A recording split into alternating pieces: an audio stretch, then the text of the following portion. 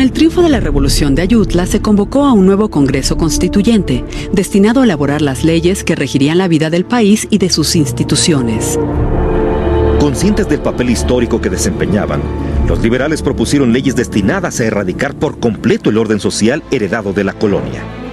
Entre 1855 y 1857 se emitieron las primeras leyes de reforma, conocidas por los nombres de los ministros que las impulsaron.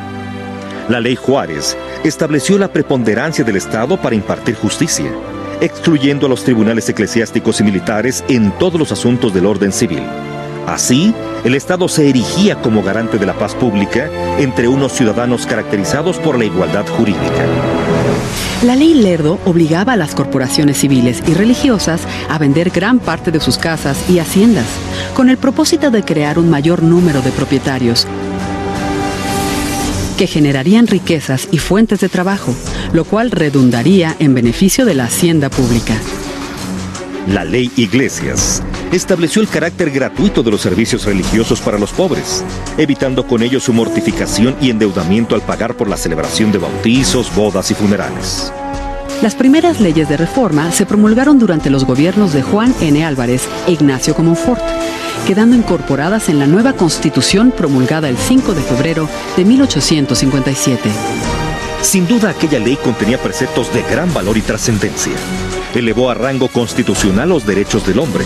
Al respecto, declaró que todos los mexicanos son libres desde su nacimiento, con pleno derecho a la libertad de enseñanza, de profesión, de conciencia, de petición, de asociación, de desplazamiento en todo el territorio nacional, así como la garantía de no ser molestados en su persona, sus bienes, su domicilio y su correspondencia, a menos que la acción estuviera precedida por una orden judicial.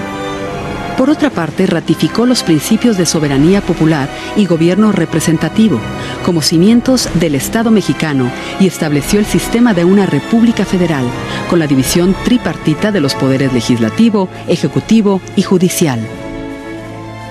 El bando conservador, apoyado por militares y miembros de la jerarquía católica, se opuso a la Constitución liberal, instituyendo un gobierno conservador y desatando la guerra civil entre 1858 y 1860. Sin doblegarse, el gobierno de Benito Juárez asumió la legitimidad del gobierno republicano y en un acto de valor y entereza promulgó las leyes de reforma. En 1859 se publicaron las siguientes: la Ley de Nacionalización de Bienes Eclesiásticos, con el propósito de financiar la guerra e incrementar el número de propietarios y contribuyentes.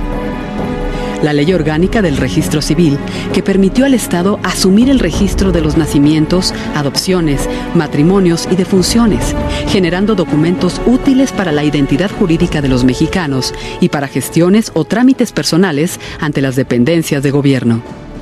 La Ley del Matrimonio Civil y la de Secularización de Cementerios, que establecieron un cuadro normativo sobre dos aspectos esenciales, como es la formación de la familia a través del vínculo matrimonial y la regulación de los espacios para el reposo de los difuntos.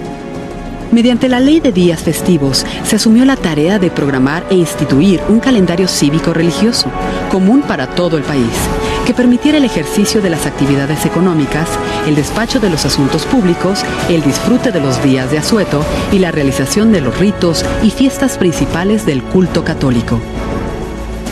En 1860 se decretó la Ley de Libertad de Cultos, que facilitó el camino para la tolerancia de las confesiones religiosas, con la única limitante del respeto a las creencias de los demás, así como la preservación de la moral y de la paz pública.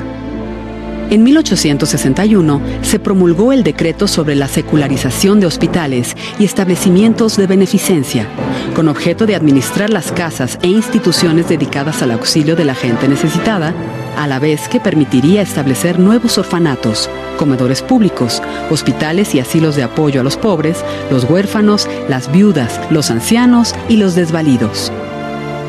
Finalmente, en 1863, se decretó la supresión de las comunidades religiosas, toda vez que el pensamiento liberal partía de la preeminencia de los derechos naturales e inalienables del individuo. Durante la presidencia de Sebastián Lerdo de Tejada, se incorporaron a la Constitución las leyes de reforma, por una ley emitida el 25 de septiembre de 1873. Se consolidaba así la separación entre la Iglesia y el Estado. Para nuestro país, las leyes de reforma representaron el intento más decidido de los liberales para instituir una sociedad regulada por el Estado de Derecho. Fueron el punto de partida para la construcción de una sociedad moderna, cuyo legado actual son las instituciones que organizan nuestra vida, nuestros derechos y nuestras preciadas libertades. Bicentenario de la Independencia Nacional, Centenario de la Revolución Mexicana, Gobierno Federal.